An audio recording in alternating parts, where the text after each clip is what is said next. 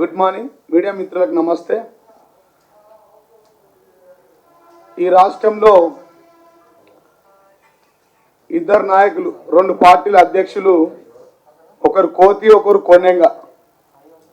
రేవంత్ రెడ్డి కోతిలాగా ఇష్టం వచ్చినట్టు వ్యవహరిస్తూ ఉన్నాడు, బండి సంజయ్ ఏమో కొండేగలాగా ప్రవర్తిస్తున్నాడు. సబ్జెక్ట్ తెలియదు. కేంద్ర ప్రభుత్వం నిబంధనలు, కోవిడ్ సమయంలో పబ్లిక్ మీటింగ్స్ కానీ ఉండకూడదని చెప్పి ఒకవైపు కేంద్ర ప్రభుత్వం తెలియజేస్తూ ఉంది. రాష్ట్ర ప్రభుత్వం కూడా జీవో విడుదల చేసింది. 2వ తారీఖు వరకు, జనవరి 2 వరకు ఎట్లాంటి మీటింగ్లు ఉండకూడదు. ఒకవైపు ఒమిక్రాన్ దేశ విదేశాల్లో కూడా 31 డిసెంబర్ 1 కూడా అనేక దేశాల్లో క్లోజ్ ఉన్నది. అట్లాంటి నిబంధనలకు జీవో విడుదల చేసిన తర్వాత నిన్న ఈ రాష్ట్రంలో కోతి కొండెంగల్ వీళ్ళిద్దరు, ఒకటి బండి సంజయ్, ఒకరు రేవంత్ గారు ఇష్టం వచ్చినట్టుగా మాట్లాడుతూ ఉన్నారు. సోషల్ మీడియాలో హల్చల్ కోసం మీడియా పోయిందిగా, మీడియా పట్టించుకునే పరిస్థితులు లేదు వీళ్ళిద్దరిని. ఈయనకేమో బండి సంజయ్కు నెత్తి లేదు, ఆయనకు నత్తి ఉంది. రేవంత్ రెడ్డికేమో కత్తి లేదు కానీ నత్తి సుత్తి రెండు ఉన్నాయి. ఆయన ఏం మాట్లాడుతాడో ఆయనకే అర్థం కాదు. ఇవాళ చాలా స్పష్టంగా ఈ రాష్ట్ర ప్రభుత్వం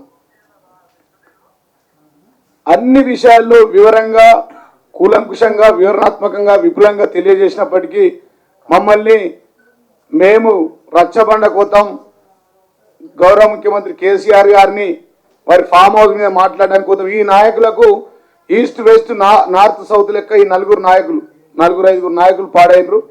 కరీంనగర్ దిక్కేమో ఈ తొండి సంజయ్, ఈ నిజామాబాద్ దిక్కేమో ఈ గుండు అరవింద్, అటు దిక్కేమో రేవంత్ రెడ్డి, ఇటు దిక్కేమో ఈ బ్రోకర్ మల్లిగాడు. 4 తయారై 4 దిక్కుల ఏదన్నా ఒక మంచి పనికి 4 దిక్కుల మంచిగా ఉండాలని ఈస్ట్ వెస్ట్ నార్త్ సౌత్ చూసుకుంటారు. అట్లాంటిది ఈ 4 నాయకులు ఎవరైతే ఉన్నారో వారు ఇష్టం వచ్చినట్టుగా అడ్డగోలుగా తెలంగాణకు నష్టం జరిగే విధంగా గౌరవ ముఖ్యమంత్రి యొక్క దీక్ష గురించి, గౌరవ ముఖ్యమంత్రి ఫామ్ హౌస్ గురించి, గౌరవ మంత్రివర్యులు కేటీఆర్ గారి ఫ్యామిలీ మీద, కేటీఆర్ గారి కుమారు హిమాన్షి మీద మాట్లాడడం తప్ప నిజమైన సమస్యలు వాస్తవంగా కేంద్ర ప్రభుత్వం తెలియజేస్తున్నట్టు అంశాల మీద ఎక్కడ మాట్లాడతలేదు.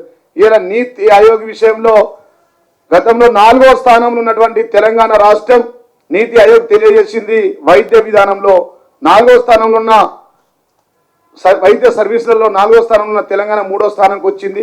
కేరళ 1వ స్థానంలో ఉంటే, తమిళనాడు 2వ స్థానంలో ఉంటే, 3వ స్థానంలో తెలంగాణలో ఉంటే, బీజేపీ కాంగ్రెస్ పాలిత రాష్ట్రాలు మాత్రం దీని తర్వాత స్థానంలోనే ఉన్నాయి. ఇట్లాంటి మంచి విషయాలని చెప్పారు. గౌరవ ముఖ్యమంత్రి కేసీఆర్ గారు ఈరోజు 7,665 కోట్ల రూపాయల రైతు బంధు రైతుల అకౌంట్లలో, దాదాపుగా 66,65,603 మంది రైతుల అకౌంట్లలో రైతు బంధు ఈరోజు ప్రారంభం కాబోతోంది. టకా రేపటి నుంచి వారి అకౌంట్లలో డబ్బులు పడుతూ ఉన్నాయి. ఈ మంచి పనుల గురించి చెప్పరు, అడ్డమైన విషయాలు మాట్లాడడం. రేవంత్ రెడ్డి గారు అంటారు గౌరవ ముఖ్యమంత్రి కేసీఆర్ గారి తోటలో 150 ఎకరాల వరేసిందని అబద్ధ మాటలు చెప్తారు. ఈయన ఎప్పుడైనా రేవంత్ రెడ్డి అంటే ఆయన ఇట్లా పేపర్ తీసి చూపించిందంటే ఈయన బ్లాక్ మెయిలింగ్కు బ్రాండ్ అంబాసిడర్, ఆయన అడ్డదిడ్డంగా మాట్లాడడానికి బ్రాండ్ అంబాసిడర్ బండి సంజయ్. వారు ఏదైనా మాటలు మాట్లాడిందంటే దాంట్లో ఎక్కడ కూడా క్వాలిటీ ఉండదు, వాస్తవం ఉండదు, నిజమైన మాటలు ఉండవు. ఆయన అన్నాడు 150 ఎకరాల్లో వరిందని, పూర్తిగా అవాస్తవం.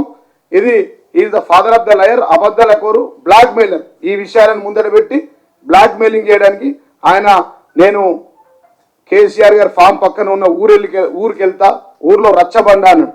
అది రచ్చబండ కాదు బిడ్డ, నీకు గుదిబండగా మారబోతా ఉన్నది. నీ స్వయంగా నీ మెదక్ జిల్లాలోని నీ వర్కింగ్ ప్రెసిడెంట్ అయిన జగ్గారెడ్డి కూడా ఆ కార్యక్రమానికి రానని చెప్పింది. అంటే మరి నీ స్థాయి ఏందో నువ్వు తెలుసుకో. ఒక టీపీసీసీ ప్రెసిడెంట్గా ఉండి నువ్వు ఇచ్చిన పిలుపుకు నీ వర్కింగ్ ప్రెసిడెంటే రానని చెప్పి స్టేట్మెంట్ ఇచ్చిందంటే నువ్వు ఇంట్లో గెలిచి రచ్చ గెలువు, నీ పార్టీలో చక్కగా చూసుకో. ముఖ్యమంత్రి గారి ఫామ్ హౌస్ గురించి కాదు, రూరల్ ల్యాండ్ సీలింగ్ యాక్ట్ ప్రకారం 52 ఎకరాల కంటే ఏ రైతుకి ఎక్కువ ఉండదు. అది నీకు తెలియదు, నువ్వు తెలియలేదు, దద్దమ్మవు. కాబట్టి మరి ముఖ్యమంత్రి గారి ఫామ్ హౌస్లో 150 ఎకరాల వరి లేదు. ఒకవేళ వరి ఉన్నా కానీ మేమేం చెప్పినామంటే వరి కొనుగోలు కేంద్రాలు ఈ సంవత్సరం ఏవైతే 6,879 వరి కొనుగోలు కేంద్రాల ద్వారా మేము కొనుగోలు చేసినటువంటి 60 లక్షల మెట్రిక్ టన్నులు, దానిపైన 1,02,00,000 మెట్రిక్ టన్నులు కొనుగోలు చేస్తున్నాం ఈ వానాకాలం. కానీ వచ్చే కాలం కొనుగోలు ఉన్నాయని చెప్పినాం. కానీ వరి వేసుకోవద్దంటే తిండి కోసం ఇంటి కోసం వేసుకుంటారు.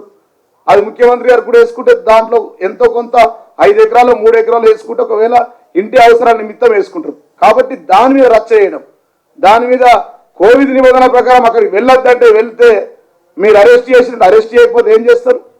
ఈ తప్పుడు ప్రచారాలు చూసుకుంటా ఉంటారా? ఈ తప్పుడు మార్గాలను ఎంచుకుంటే ప్రజలే మీకు బుద్ధి చెప్తారు. మొన్నటిదాకా కల్లాల దగ్గర మాట్లాడితే ప్రజలు రైతులు రాళ్లతో ఊరితే ఢిల్లీలో పోయి పడ్డరు. ఢిల్లీలో ఏ ఒక్క రోజు కూడా రేవంత్ రెడ్డి అనే వ్యక్తి మా ఎంపీలు 7 రోజులు పార్లమెంట్లో నిరోధికంగా మాట్లాడితే ఏ ఒక్క రోజు కూడా రైతుల విషయంలో కానీ వరి కొనుగోలు విషయంలో మాట్లాడలే. ఎందుకు మాట్లాడలేదంటే మేము చాలాసార్లు చెప్తున్నాం మీడియా మిత్రులకు, కాంగ్రెస్ బీజేపీ కుమ్మక్కైపోయింది. కాంగ్రెస్ బీజేపీ నాంపల్లి బ్రదర్స్ గా మారిపోయారు. ఆ 2 ఆఫీసులు కూడా నాంపల్లిలోనే ఉన్నాయి, ఎదురెదురుగా ఉన్నాయి వాళ్ళ ఆఫీసులు. ఈ ఆఫీస్ నుంచి ఆ ఆఫీస్ కి సొరంగ మార్గం తవ్వుకొని మరీ మాట్లాడుకుంటున్నారు అని చాలా స్పష్టంగా చెప్పినాం. దానికి ఉదాహరణలే దుబాకలో కాంగ్రెస్ కి డిపాజిట్ రాలేదు, నాగార్జున సాగర్ లో బీజేపీకి డిపాజిట్ రాలేదు. దాని తర్వాత జరిగిన ఎమ్మెల్సీ ఎన్నికల్లో 4వ స్థానం 5వ స్థానం జాతీయ పార్టీలకు వచ్చినాయి. ఈ జాతీయ పార్టీలు 2 కూడా బాజాప్తా కాంగ్రెస్ వల్ల అనే విధానంతో ముందరికి పోతున్నారు. బాజాప్తా కాంగ్రెస్ వల్ల అంటే 2 జాతీయ పార్టీలు దేశమంతా వ్యతిరేకంగా కొట్లాడతాయి. దేశమంతా ఇళ్ళ విధి విధాలు వేరే ఉంటాయి. అక్కడ మోడీ గారు, సోనియా గాంధీ, రాహుల్ గాంధీ గారు మాట్లాడుకుంటారు. కానీ తెలంగాణ రాష్ట్రానికి వస్తే మాత్రం 2 పార్టీలు ఒకటిగా అయిపోయి సొరంగ మార్గం దవ్వుకొని మాట్లాడుతూ ఉన్నారు. కాబట్టి వారికి ప్రజలే బుద్ధి చెప్తారు. దానికి వరుస పెట్టి జరిగిన ఎన్నికలు నిన్న మీకు చండీగఢ్లో జరిగిన మున్సిపల్ ఎన్నికలు ఏవైతే ఉన్నాయో దాంట్లో మీకు ఆప్ పార్టీకి దాదాపుగా 16 సీట్లు గెలిచారు.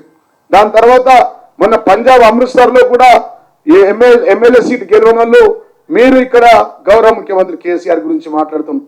ఎవడు ఏ నోటికి వస్తే అది మాట్లాడడం, ప్రజా సమస్యలను మాట్లాడేటోడు ఎవరు లేడు ఈ రాష్ట్రంలో. 2 పార్టీల అధ్యక్షులు కూడా అయితే కేసీఆర్, లేకపోతే కేసీఆర్ గారి ఫామ్ హౌస్, లేకపోతే కేసీఆర్ గారి కుటుంబం. అది మీడియాలో హెడ్లైన్స్ గురించి. ప్రధాన పత్రికల్లో ఈ అష్టదరిద్రుల మాటలు ఎవరు రాయకపోవడం వల్ల, పట్టించుకుపోవడం వల్ల కొద్ది యూట్యూబ్ ఛానళ్లలో వచ్చే విధంగా అడ్డమైనగా మాట్లాడుతున్నారు. ప్రజలు వరుస పెట్టి వారికి బుద్ధి చెప్తా ఉన్నారని చెప్పి. అంటే ఈ blackmailing brand ambassador Revanth Reddy అని మేము 10 సంవత్సరాల నుంచి చెప్తా ఉన్నాం. ఆయన పిసిసి ప్రెసిడెంట్ అయినా కూడా blackmailing brand ambassador Revanth Reddy అయితే ఈ అడ్డమైన మాటలు మాట్లాడడానికి అరాచాలకు బ్రాండ్ అంబాసిడర్ బండి సంజయ్ అని చెప్పి ఈ సందర్భంగా నేను తెలియజేస్తున్నాను. ఒకటేమో ఈయన రచ్చబండ అన్నాడు, అది గుదిబండగా మారింది. వాళ్ళ పార్టీలో స్వయంగా ఎవరు దాన్ని సపోర్ట్ చేయట్లేదు. అట్లాంటి విషయంలో నిన్న పోలీస్ స్టేషన్ నుంచి పోయి ఇష్టం వచ్చినట్టుగా ముఖ్యమంత్రిగా మేము మాట్లాడుతూ ఉన్నారు. ప్రజలే వారికి బుద్ధి చెప్తారని చెప్పి ఈ సందర్భంగా నేను తెలియజేస్తాను. ఇక మిగతాది నిన్న ఇంకొక ఆయన బండి సంజయ్, ఆయన తొండి మాటలకు బ్రాండ్ అంబాసిడర్. ఆయన కూడా ముఖ్యమంత్రి గారిని పట్టుకొని నిరుద్యోగుల విషయంలో మాట్లాడుతారు. దొంగ అని అరిచినట్టుగా మేము అడుగుతున్నాం. సంవత్సరానికి 2 కోట్ల ఉద్యోగాలు ఇస్తా అని చెప్పాం. 8వ సంవత్సరం నడుస్తుంది. 16 కోట్ల ఉద్యోగాలు ఇవ్వాల్సింది నువ్వు. రాష్ట్ర వ్యాప్తంగా మేము 1,32,899 ఉద్యోగాలు ఇచ్చాం. ఐటీ రంగంలో 16 లక్షల నుంచి 18 లక్షల ఉద్యోగాలు కల్పించాం.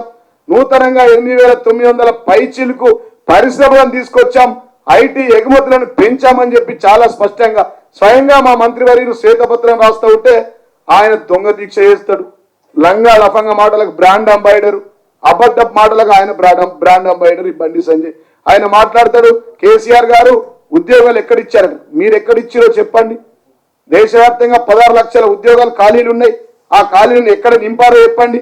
మీరు ఇస్తాన్న 2 కోట్ల ఉద్యోగాలు ఎక్కడిచ్చారో దానికి సమాధానం చెప్పమంటే ఇక ముఖ్యమంత్రి గారి దీక్ష గురించి మాట్లాడతారు. బిడ్డ బండి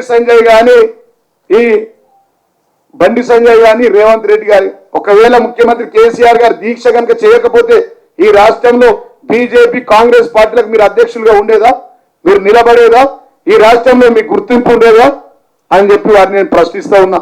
ముఖ్యమంత్రి గారు దొంగ దీక్ష అని మాట్లాడుతూ ఉన్నారు. ముఖ్యమంత్రి గారు దీక్ష గురించి మాట్లాడితే బిడ్డ మీరు తెలంగాణను అవమానించినట్టే అని చెప్పి సందర్భంగా నేను తెలియజేస్తాను. కాబట్టి తెలంగాణ ప్రజలు ఆ ఉన్న సీట్లు కూడా రాకుండా మీకు ప్రజలు వ్యతిరేకంగా రేపు రానున్న రోజుల్లో మిమ్మల్ని నిలదీస్తారని చెప్పి వ్యతిరేకంగా మీకు ఓట్లేస్తారని చెప్పి సందర్భంగా తెలియజేస్తాను. ఒకవేళ దొంగ దీక్ష ముఖ్యమంత్రి గారు కేసీఆర్ గారిది అయితే ఆ రోజు డిసెంబర్ 9వ తారీఖు నాడు కాంగ్రెస్ మెడల్ వంచి కాంగ్రెస్ దిగి వచ్చి ఆ రోజు తెలంగాణ ప్రకటన ఎందుకు చేసినట్టు మీ సెంట్రల్ ఇంటెలిజెన్స్ లేదా మరి ఆ రోజు అదొకవేళ దీక్ష నిజం కాకపోతే తెలంగాణ రాష్ట్రాన్ని ఎందుకు డిసెంబర్ 9వ తారీఖున ప్రకటించిర్రో అది కాంగ్రెస్ వాళ్ళు తెలియజేయాలా. పార్లమెంట్ లో సుష్మా స్వరాజ్ గారు మద్దతు ఇచ్చి దాన్ని ముందరికి ఎందుకు తీసుకెళ్లారో బీజేపీ వాళ్ళు కూడా దానికి సమాధానం చెప్పాలా. అనవసరమైన విషయాలు ముఖ్యమంత్రి గారు దీక్ష మీద మాట్లాడడం అది మంచిది కాదు. దానికి మీకు ఆ భగవంతుడే బుద్ధి చెప్తారని చెప్పి సందర్భంగా తెలియజేస్తున్నాం. ఈ నాంపల్లి బ్రదర్స్ 2 ఆఫీసులు కూడా ఆన్నే ఉన్నాయి. సొరంగం నవ్వుకొని వారు వడ్ల విషయంలో వడ్ల కొనుగోలు విషయంలో బీజేపీ వకాలతో పుచ్చుకున్నటువంటి బంట్రోత్గా మారిన రేవంత్ రెడ్డి గారు ఆయన ఇవాళ వడ్ల గురించి విషయంలో మాట్లాడినప్పుడు కేంద్రంలో ఉన్నటువంటి ప్రభుత్వాన్ని నిలదీయాల్సింది పోయి కేంద్ర ప్రభుత్వాన్ని అడగాల్సింది పోయి పంజాబ్ రాష్ట్రంలో 98% కొనుగోలు చేసిరు. మరి పంజాబ్ రాష్ట్రంలో కాంగ్రెస్ పార్టీ ఉంది. ఈ రోజు కాంగ్రెస్ పార్టీ అధ్యక్షుడిగా ఇక్కడ నువ్వున్నావు. ఈ రాష్ట్రంలో 40% కేవలం ప్రొక్యూర్మెంట్ జరిగింది, ప్యారీ ప్రొక్యూర్మెంట్. మిగతా 60% ప్రొక్యూర్మెంట్ జరగాలని కేంద్ర ప్రభుత్వం నిలదీయాలి కదా, నువ్వు మోడీ గారిని నిలదీయాలి కదా, సోనియా గాంధీ గారు రాహుల్ గాంధీ గారు అక్కడ ఢిల్లీలో మాట్లాడారు కదా. బుద్ధి లేకుండా సిగ్గు లేకుండా వాళ్లకు బంట్రోతుగా మొన్నటిదాకా ఈయన ఆత్మ చంద్రబాబు చుట్టూ తిరిగింది. ఇప్పుడేమో ఇక్కడ ఈ బీజేపీల చుట్టూ తిరుగుతుంది ఈయన ఆత్మ. మరి కాబట్టి ప్రజలే నీకు జవాబు చెప్తారని చెప్పి సందర్భంగా తెలియజేస్తూ ఇక తరుణ్ చుక్ ఆయన మాట్లాడి నిన్న ఆయన నోటికి వచ్చింది ఆయన మాట్లాడుతూ ఉన్నాడు. ఆయనకు కూడా ప్రజలే బుద్ధి చెప్తారు. మొన్న మళ్ళా చెప్తా ఉన్నా, అమృత్సర్లో ఎమ్మెల్యే సీట్ గెలవనోడు, నిన్న ఛత్తీస్గఢ్లో మున్సిపాలిటీ గెలవనోడు ఇవాళ తెలంగాణ రాష్ట్రంలో వచ్చి ముఖ్యమంత్రికి మాట్లాడుతూ ఉన్నాడు. ముఖ్యమంత్రి నాదిర్ షా అంటారు. బిడ్డ నాదిర్ షా ఇరాన్ నుంచి వచ్చి దేశాన్ని దోసుకపోయిండు. మీరు గుజరాత్ నుంచి వచ్చి ఈ దేశాన్ని దోసుకపోతా ఉన్నారు. కేసీఆర్ లోకల్ అని చెప్పి సందర్భంగా తెలియజేస్తా ఉన్నా. तरुण चुक बेटा हमेशा याद रखो, केसीआर शेर है, तुम चूहा का जैसे, थोड़ा देख के बात करो. ऐसा बात करे तो आप भी ये बंडी संजय का जैसा मेंटल बन जाते. हमारा केसीआर साहब का एक्सपीरियंस है, आपका उम्र నీ వయసు ఎంత అంటే మా గౌరవ ముఖ్యమంత్రి కేసీఆర్ యొక్క రాజకీయంలో ఉన్నటువంటి ఎక్స్పీరియన్స్ అంత అని చెప్పి సందర్భంగా తెలియజేస్తున్నాం. మేము నాదిర్ షా కాదు, గుజరాత్ నుంచి వచ్చిన బేరగాళ్ల పార్టీ అయినటువంటి బీజేపీ పార్టీ దేశాన్ని గుజరాత్ నుంచి పంపించి నాదిర్ షా లాగా, అమిత్ షా ఒక నాదిర్ షా, అదాని అంబానీ నాదిర్ షా లాగా పంపించి ఈ దేశంలో 28 రాష్ట్రాల్లో మీరు సొమ్మును కొల్లగొట్టకపోతున్నారు. అది గుర్తుంచుకోవాలని చెప్పి సందర్భంగా నేను తెలియజేస్తా ఉన్నా. మరి ఈ విధంగా అనవసరమైన విషయాలు ఆయన తరుణ్ చుక్ మాట్లాడడం, రేవంత్ రెడ్డి మాట్లాడడం, ఇటు బండి సంజయ్ మాట్లాడడం, ఈ బ్రోకర్ మల్లిగాడు మాట్లాడడం, ఇలా చూసిన రాష్ట్ర వ్యాప్తంగా జర్నలిస్టుల నుంచి పడితే షర్మిల దాకా, అటు ప్రవీణ్ కుమార్ నుంచి పడితే ప్రతి ఒక్కరు ఆయన మాట్లాడిన మాటలను, మాట్లాడిన మాటలను వ్యతిరేకించి ట్వీట్లు కూడా చేసిర్రు. యావత్ లోకమంతా, తెలంగాణ లోకమంతా చిన్నపిల్లల మీద మాట్లాడడం, కుటుంబం మీద మాట్లాడడం తగదని చెప్పి చెప్తా ఉన్నారు. కాబట్టి ఈస్ట్ వెస్ట్ నార్త్ సౌత్ లాగా ఈ రాష్ట్రానికి పట్టిన శనిలాగా అష్ట దరిద్రులాగా మారిర్రు ఈ బండి సంజయ్. కరీంనగర్ దిక్కు, నిజామాబాద్ దిక్కు గుండు అరవింద్, హైదరాబాద్ లో ఈ రేవంత్ రెడ్డి, అటు బ్రోకర్ మల్లిగాడు, ఇట్లా తయారైనరు. కాబట్టి ఈ రాష్ట్రానికి పట్టిన శని మీరని చెప్పి తెలియజేస్తూ, మరి అవగాహన లేకుండా అటు ఫామ్ హౌస్ మీద మాట్లాడడం, ఇటు రాష్ట్ర విధి విధానం మీద మాట్లాడ, మీకు దమ్ముంటే వడ్ల కొనుగోలు విషయంలో కొంత డబ్బులు తీసుకొచ్చి మంచి పేరు తెచ్చుకోండి. మీకు దమ్ముంటే ఆయన మాట్లాడతాడు. ఇంకొక మాట, రేవంత్ రెడ్డి గారు మేము ఛత్తీస్గఢ్ ముఖ్యమంత్రిని తీసుకొచ్చి ఇక్కడ క్లాసులు ఇప్పిస్తాడు. బిడ్డ ఇవాళ మేము చెప్తా ఉన్నాం, మీ ముఖ్యమంత్రులను, బీజేపీ పాలిత రాష్ట్రాల ముఖ్యమంత్రులను, కాంగ్రెస్ ముఖ్యమంత్రులను ఇక్కడ తీసుకురండి. పాలన అంటే ఎట్లుంటుందో గౌరవ ముఖ్యమంత్రి కేసీఆర్ గారు మీకు క్లాసులు ఇస్తాడు.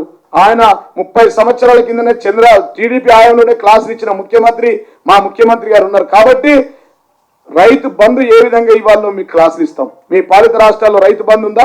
43,670 కోట్లు మీరు ఇచ్చారా? రైతు బీమాకు 1345 కోట్ల ప్రీమియం కట్టాం. ఇప్పటికీ 3500 కోట్లు చనిపోయిన రైతులకు 5 లక్షల చొప్పున ఇచ్చాం. ఆ రైతు ప్రీమియం రైతు బీమాను మీ రాష్ట్రాలు అమలు చేసుకునే విధంగా మీ రాష్ట్ర ముఖ్యమంత్రి క్లాస్ ఇస్తాం.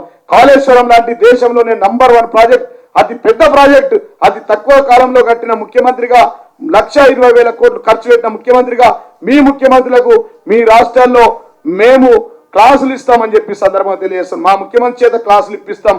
మీ ముఖ్యమంత్రులను కాంగ్రెస్ బీజేపీ పాలిత రాష్ట్రాలను ముఖ్యమంత్రులను తీసుకురండి. కళ్యాణ లక్ష్మి లాంటి పథకాలు మీ రాష్ట్రంలో ఉన్నాయా? మీ రాష్ట్రంలో లేవు కాబట్టి మా ముఖ్యమంత్రి గారు మీ ముఖ్యమంత్రికి క్లాసులు ఇస్తారు. ఈ రాష్ట్రంలో మా ముఖ్యమంత్రి గారికి క్లాసులు ఇచ్చే ముఖ్యమంత్రులు ఎవరు లేరు. దేశానికి ఒక ఆదర్శం. రానున్న రోజుల్లో ఈ దేశానికి దేశ ప్రధానిగా గౌరవ ముఖ్యమంత్రి కేసీఆర్ గారిని దేశ ప్రజలందరూ కోరుకుంటారు అని చెప్పి సందర్భంగా తెలియజేస్తూ, మరి ఇట్లాంటి తప్పుడు మాటలు మాట్లాడు తప్పుడు విధానాలు మానుకొని కాంగ్రెస్ బీజేపీలు సొరంగ తవ్వకాలు మానుకొని మరి కాంగ్రెస్ బాజాప్త కాంగ్రెస్ వాళ్ళ పార్టీగా మారకుండా 2 పార్టీలు కుమ్మక్కు కాకుండా ప్రజా సమస్యలపై ఒక సోయితో కొట్టాలని చెప్పి నేను వారికి విజ్ఞప్తి చేస్తా ఉన్నా. లేకపోతే ప్రజలే మీకు రాళ్లతో కొట్టే రోజులు వస్తాయని చెప్పి సందర్భం తెలియజేస్తాను. జై తెలంగాణ.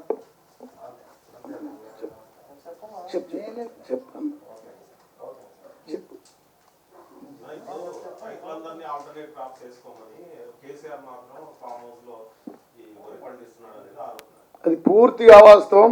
నేను చెప్పిన ల్యాండ్ సీలింగ్ యాక్ట్ ప్రకారం ఒక రైతుకు 51 ఎకరాల కంటే ఎక్కువ ఉండొద్దు.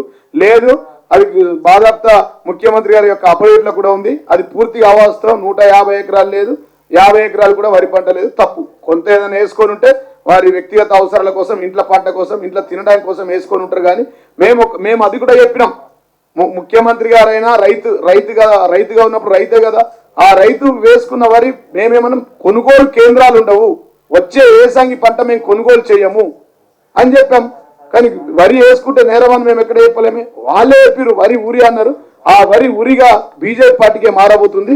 తెలంగాణ బియ్యం మరి బీజేపీ దయ్యమై పట్టింది ఈ రాష్ట్రానికి. కాబట్టి ప్రజలే బుద్ధి చెప్తారు. కర్షకులు కార్మికులతో పెట్టుకున్నాడు ఎవరు మిగిలలేడు. గతంలో అది తెలంగాణతో కేసీఆర్తో పెట్టుకున్న పార్టీ చంద్రబాబు ఖతమైపోయింది, టీడీపీ పార్టీ. దాని తర్వాత దానికి ముందు కాంగ్రెస్ కూడా ఖతమైపోయింది.